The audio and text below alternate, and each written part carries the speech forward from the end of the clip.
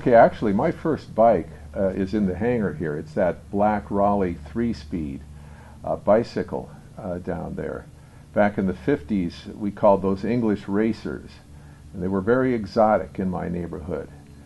And I was riding a single-speed J.C. Higgins that my father bought at Sears, and I desperately wanted that English racer.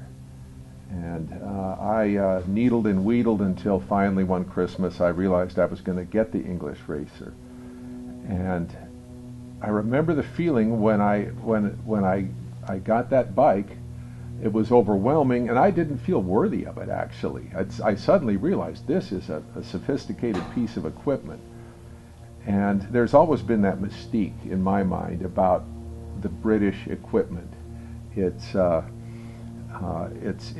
sturdy, it's functional, it has its own functional beauty, and you certainly see that in the Velocette. To me, the Velocette epitomized the classic British motorcycle. And when I first learned of the record, the 24-hour record that Velocette set in 1961, going 100 miles an hour for 24 straight hours, I was astonished. And I was even more astonished later to realize that that record has stood for 50 years.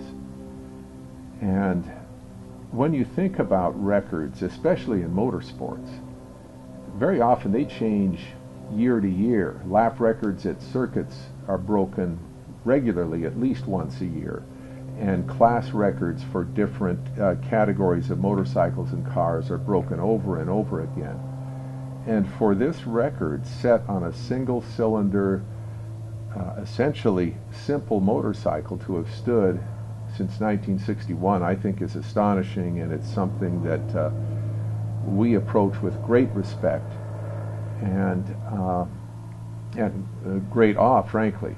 And it's a very worthy challenge, and it's exciting to be working with a group of guys.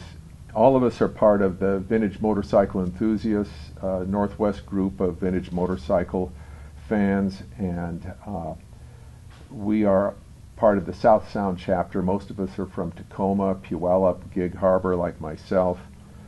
And it is an amateur gentleman's effort. And I enjoy it more that way. I think that's the only way I would want to be involved. And I do think we're making good progress. We're in the early stages yet. But we've got a great group of guys. And we have the advantage, of course, of time, of development. A lot has been improved in technology since 1961. However, out of respect for the original record, we want to stay in that same spirit. We're using a single-cylinder motorcycle, 2 valves, a carburetor, no electronic fuel injection, no computer chips. It is essentially the same technology that Velocette had access to in 1961.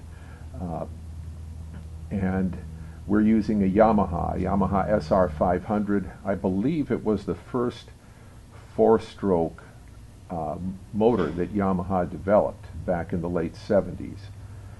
And they did a fine job. I think it is probably the most durable motor configuration that we could find subsequent to what Velocette had.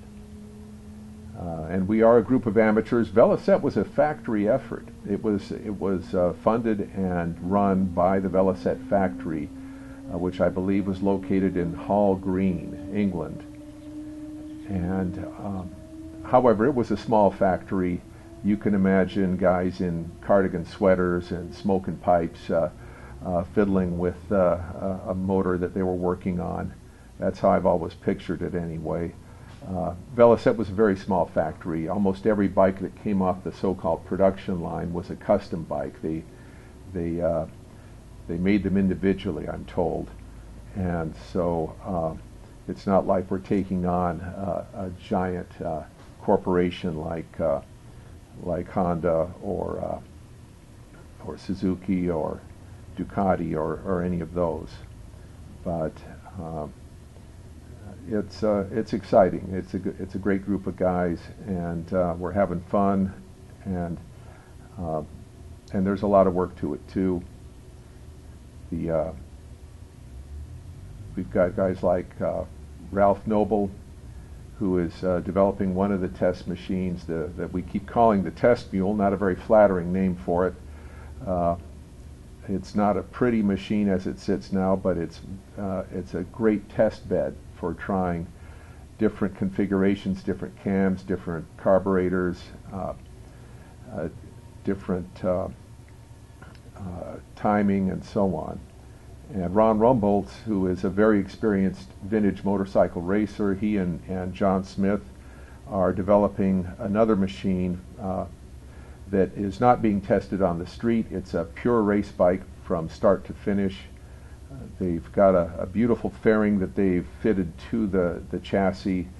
They're developing an engine with a lot of heat dispersant coatings, and we'll have that running soon too. And we're planning to take both machines to Talladega October 6th of this year and get, I hope, 4, 5, or 6 hours of actual track testing on both bikes to get a good reading on the preparation we'll need to do for our record attempt, I hope in the spring of 2012.